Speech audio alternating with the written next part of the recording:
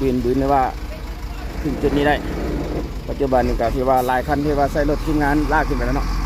ให้ลองเบิ่งบ่อยู่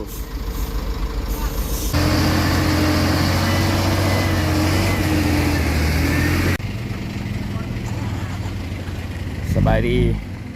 นี่สภาพทางเส้นภูกลักเนาะรถตู้นี่สลอขึ้นบ่ได้ต้องรอทีมงาน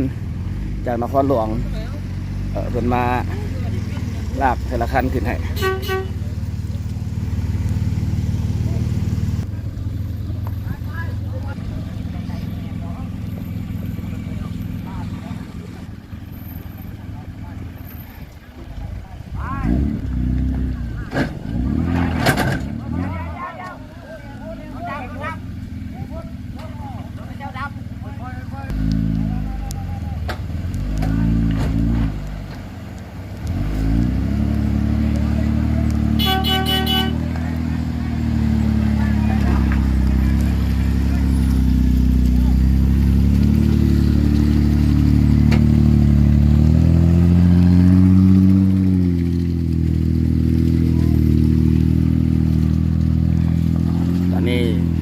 ขบวนรถตู้ประจำเส้นทาง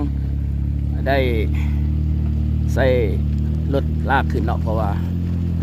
เส้นทางมันมีรถขวางหน้านี่ขึ้นบ่ได้รถตู้นี่ลองเบิ่งเนาะ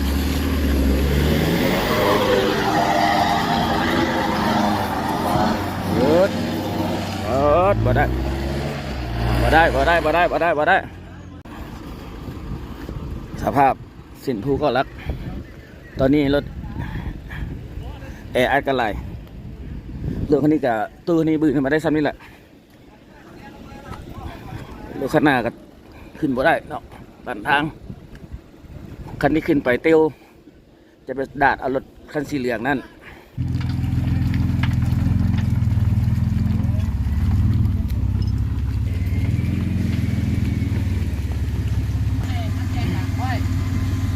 รถที่จะให้ลากขึ้นจอดอยู่ลุมมาเด้อบ่มาขึ้นมาเด้อรถไปอยู่นั่นน่ะบินได้อยู่เอารถคันนี้ให้เหรออันน่ะบินนี่น่าสิได้อยู่บินนี่นะ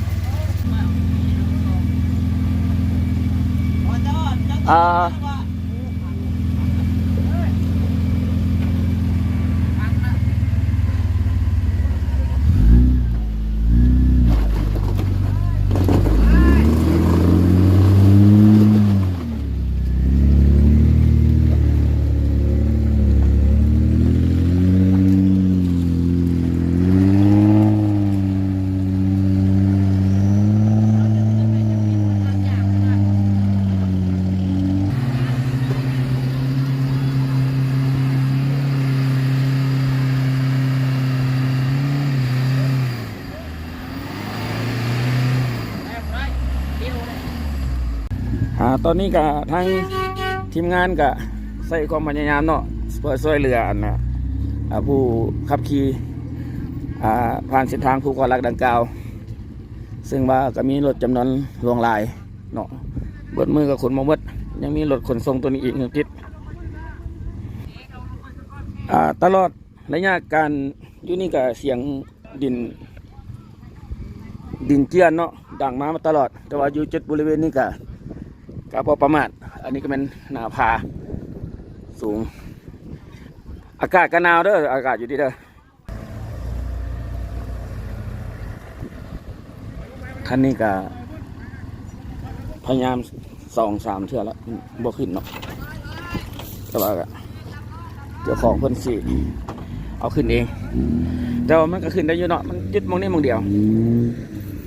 ที่มันเป็นทางเมืองคันหลายๆคนเอาดินมาถมใส่หน้าจะขึ้นได้นี่ก็เป็นรถทางประธานบริษัทพรสวรรค์ไมนิ่งเพิ่นหับใส่เต็มที่มื้อนี้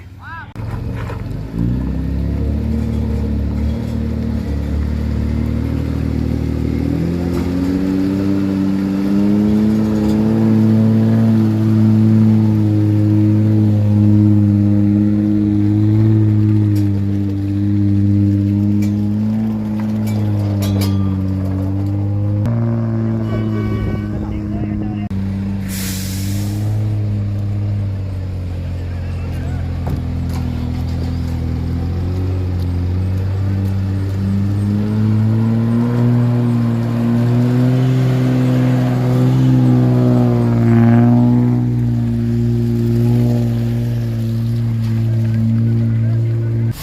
คันนี้ครึ่งมือก่อน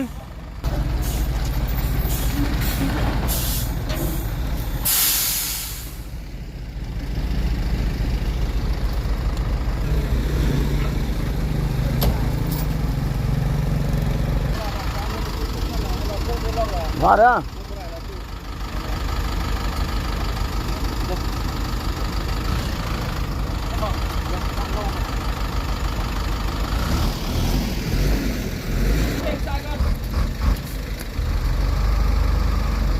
เล่งน้ำเล่งมัดสิทธิ์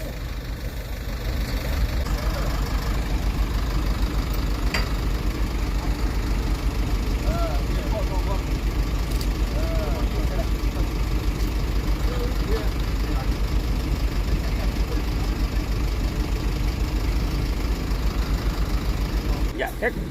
เล่งค่อยๆค่อยๆ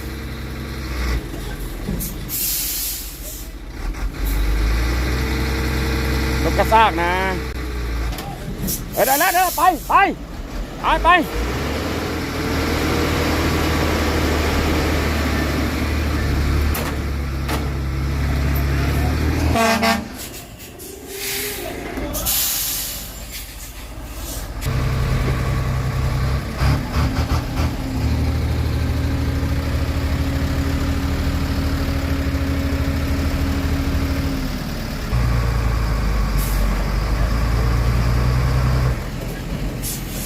รถใหญ่ก็ยังบ่ขึ้นนะ